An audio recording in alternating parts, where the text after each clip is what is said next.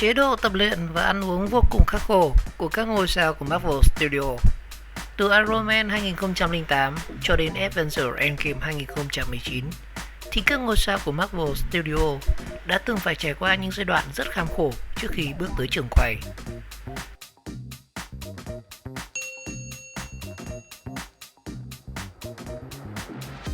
Ngôi sao đầu tiên đó chính là Chris Evans. Kể từ khi xuất hiện ở Captain America The First Avengers năm 2011, thì Chris Evans đã gắn bó với huấn luyện viên Simon Watterson. Anh bắt đầu bằng việc đi tập 2 tiếng mỗi ngày, 4 đến 5 buổi mỗi tuần và trong suốt 3 tháng ròng, tập trung vào tập tạ và tập thể dục dụng cụ.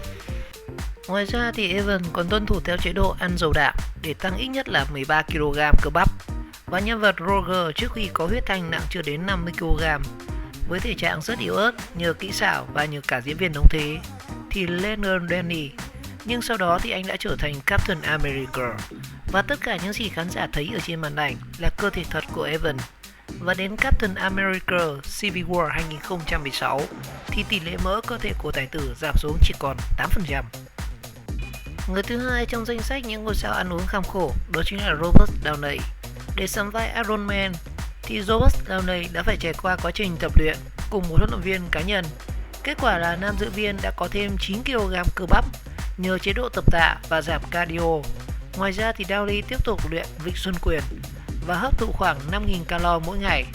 Và nam diễn viên cho biết: "Tôi không thể nổi bật về chiều cao, sức mạnh, tốc độ hay là sự dũng mãnh, nhưng tôi cần phải giả vờ mình khỏe mạnh trước ống kính." Ngôi sao thứ ba đó chính là Brie Larson. Khi nữ diễn viên 30 tuổi tham gia MCU thì cô trải qua gần 1 năm huấn luyện cho vai Captain Marvel.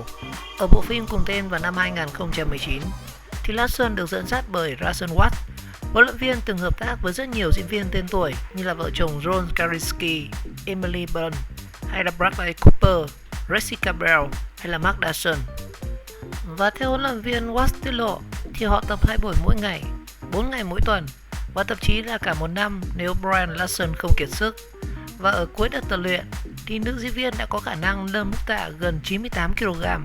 Về chế độ ăn thì Larson không phải quá khắt khe, mà chỉ cần bổ sung thức ăn giàu dinh dưỡng và thỉnh thoảng phá lệ bằng món mì Italia.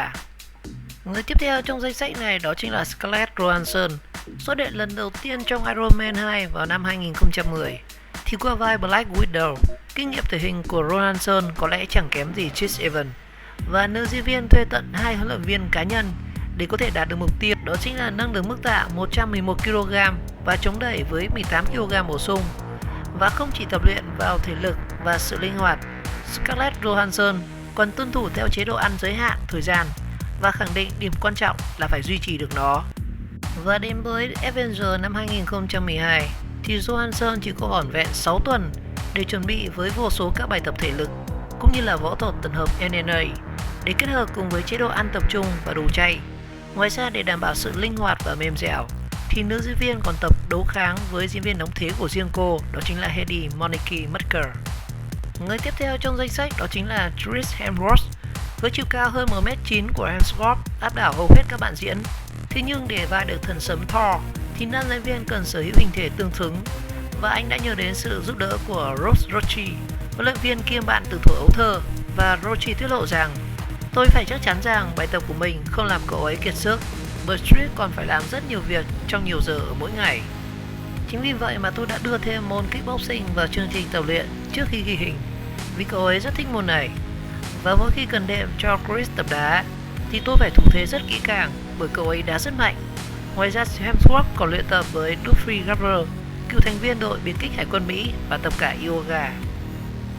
Người tiếp theo trong danh sách các ngôi sao phải khổ luyện trong Marvel Studio đó chính là Paul Rudd. Ngoại hình thân thiện và vóc dáng trung bình là yếu tố Rudd có được vai Scott Lang trong Ant-Man 2015. Nhưng như thế là chưa đủ để làm có thể được siêu anh hùng. Paul Rudd đã trả lời tạp chí Variety rằng: "Tôi coi như chẳng ăn gì trong khoảng 1 năm và áp dụng các phương pháp của Chris Pratt, tức là loại bỏ tất cả các niềm vui trong 10-12 tháng, để rồi bạn sẽ có thể đóng được vai anh hùng." Và với sự giúp đỡ của huấn luyện viên Richard Lewis và chuyên gia dinh dưỡng Callum Cooker thì nam diễn viên chưa bao giờ dừng hẳn việc tập luyện và chỉ ăn vào những khung giờ nhất định trong ngày. Người tiếp theo trong danh sách đó chính là Chris Pratt. Từ chàng béo hơn 100kg Andy Ryder trong series Parks and Recreation đến từ Star-Lord 6 múi trong Guardians of Galaxy năm 2014 là chuyến hành trình rất dài đối với Chris Pratt. Từng suýt mất vai trong Moneyball năm 2011 vì thừa cân và béo phì. Dự án Vệ binh giải ngân hà đã giúp anh quyết tâm lấy được vóc dáng và không chỉ áp dụng chế độ ăn được thiết kế riêng bởi chuyên gia dinh dưỡng Flynn Gorilla và chương trình tập luyện cường độ cao của Dorothy Garver, người hợp tác cùng với Chris Hemsworth. Nam diễn viên còn phải từ bỏ uống bia và tăng cường uống nước và tập luyện từ 3 đến 4 tiếng mỗi ngày. Ngoài ra, để siết thêm chế độ tập thì anh có thể tập từ 5 đến 6 buổi mỗi tuần, thậm chí là phải tự giác tập thêm nếu cảm thấy chưa phù hợp. Và sau hơn 5 tháng thì Giver đã nhận xét thể lực của Chris thật là đáng kinh ngạc. Anh ấy rất nghiêm túc trong công việc và không cần phải thúc đẩy mà có khi phải kìm lại. Và nếu gặp Chris ở phòng tập thì bạn sẽ nghĩ rằng anh ấy đang chuẩn bị đi tham gia thi đấu giải NRA Compin. Một nhân vật nữa cần phải kể đến đó chính là Dave Bautista. Hình thể rất quan trọng đối với Bautista bởi anh từng theo đuổi sự nghiệp đấu vật quốc tế với tư cách là võ sĩ MMA. Nhưng vai rap đòi hỏi Bautista phải có hình thể xuất sắc, free rap luôn cởi trần và không thể giấu được lượng mỡ thừa. Và tham gia đoàn phim khiến tôi phải thuê huấn luyện viên riêng. Nam diễn viên trả lời trang Mandalorian. Và đây là lần đầu tiên trong suốt sự nghiệp diễn xuất, tôi thật sự là muốn cải thiện ngoại hình của mình. Thật sự thì tôi đã rất muốn trở nên đô con hơn, mà còn phải gọn hàng hơn. Chúng tôi chỉ tập trung vào sức mạnh chứ không phải dùng tạ nặng. Và về chế độ ăn thì Bautista chỉ ăn từ 1 đến 2 bữa, nhưng tập trung vào cả tinh bột, cả đạm lẫn chất béo tốt và tránh ăn thịt đỏ và thịt lợn, mà thay vào đó bằng trứng và thịt gia cầm.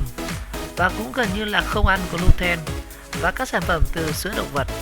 Một nhân vật cũng phải nhắc đến nữa đó chính là Sebastian Stan, huấn luyện viên của chiến binh mùa đông là Donnie Sarido, người đã thay ra đổi thịt cho Ryan Reynolds trong Deadpool 2 năm 2018 và David Harbour trong Hellboy năm 2019. Mỗi ngày chúng tôi đều bắt đầu với tạ rất nặng, Stadio tiết lộ với trang Mandalorian. Winter Soldier là một chiến binh biến đổi gen với cánh tay kim loại và xuất hiện trong rất nhiều cảnh cận chiến, đặc biệt là với Chris Evans. Cậu ấy cần tăng cơ mà không mất đi khả năng cử động linh hoạt, nên chúng tôi đã tập trung huấn luyện để giúp cơ thể cậu ấy có thể di chuyển vận nặng một cách nhanh hơn, Sladio tiết lộ. Và chế độ ăn của nam diễn viên thì khá đơn giản, tập trung vào đạm nạc, thực phẩm hữu cơ và chất béo có ích, và cũng chia thành nhiều bữa nhỏ mỗi ngày. Một nhân vật rất nổi tiếng nữa đó chính là Spider-Man với Tom Holland. Để chuẩn bị cho vai diễn người nhện trong Captain America Civil War năm 2016 và Spider-Man Homecoming năm 2017, thì nam diễn viên trẻ đã phải tập thể dục dụng cụ, nhào lộn, đấm bốc và cả breakdance. Và không chỉ thế, cậu còn phải dùng cả phương pháp kích thích cơ bắp bằng dòng điện MS. Huấn luyện viên của Holland là Ben Brown cho biết MS tập trung vào các nhóm cơ chính thông qua một bộ đồ rất đặc biệt, giúp tạo ra các xung động khiến cơ bắp co thắt 89 lần mỗi ngày.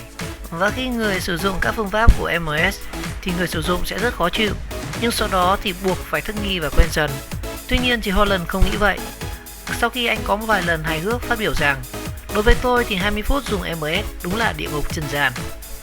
Và nhân vật tiếp theo trong danh sách này đó chính là Mark Ruffalo. Dù nhân cách người khổng lồ xanh nặng gần nửa tấn đến từ CGI của các phù thủy kỹ xảo điện ảnh, nhưng người thể hiện Mark Ruffalo không hề chểnh mảng trong việc giữ gìn vóc dáng cho nhân cách gốc Brooke Banner. Anh kể lại rằng trong bài phỏng vấn với tạp chí Pet, tôi thực hiện một chế độ ăn kéo dài tới 21 ngày. Mỗi ngày chỉ ăn một bữa, gồm có 2 phần sinh tố lắc và không có đồ làm từ sữa, không thịt, không caffeine, không đường, không tình yêu, không niềm vui, không quan hệ tình dục và không chất kích thích, không rượu vang hay là cũng không gần gũi với phụ nữ. Phải thú thật là trong tuần đầu tiên tôi đã giam mình lại để không tiếp xúc với gia đình để tránh đổ máu, nhưng sau đó thì tôi bắt đầu cảm thấy tốt hơn. Một nhân vật nữ rất nổi tiếng nữa trong Avengers đó chính là Rose Sandada. Đã lưu cho là phim Guardians of Galaxy, ngoài đời là người rất ủng hộ phương pháp ăn uống lành mạnh. Sandada mắc chứng viêm tuyến giáp Hashimoto, nên để kiểm soát thì nữ diễn viên thực hiện chế độ ăn không gluten và không chứa các sản phẩm từ sữa động vật. Tôi không đi tập được thường xuyên nên bù lại bằng việc ăn uống rất chất lượng. Và khi đã có thói quen ăn uống lành mạnh thì bạn có thể tập luyện chỉ bằng cách là đi chơi với con, đi dạo quanh nơi mình sinh sống hay thậm chí là thay tã cho con. Rosandana chia sẻ với phóng viên.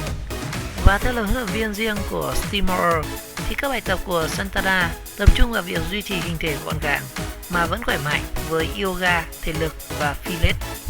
Và người cuối cùng trong danh sách này đó chính là Paul Bettany, từng lột xác vào vai thiên thần Michelle trong Reagan năm 2010 bằng các bài tập thể lực và tập trung vào các cơ trung tâm, thì nam diễn viên bỗng nhiên được ăn thả cửa trong vòng 3 tuần để tham gia dự án Kristen năm 2009. Chính điều đó khiến anh trở nên béo và ì ạch hơn. Và đến năm 2015 thì Bettany chính thức xuất hiện trên màn ảnh trong Avengers Age of Ultron với vai Vision sau nhiều năm nồng tiến cho trí tuệ nhân tạo Jarvis. Và đối với Paul Bettany thì điều đó đồng nghĩa với việc đến phòng tập và nhấc những vật nặng và tránh ăn tinh bột. Và chỉ có thế thôi thì bộ trang phục đã giúp tôi khá hơn rất nhiều. Nhưng chất liệu mỏng của nó mà cứ để bụng bia thì cũng rất là không ổn, anh này chia sẻ với phóng viên.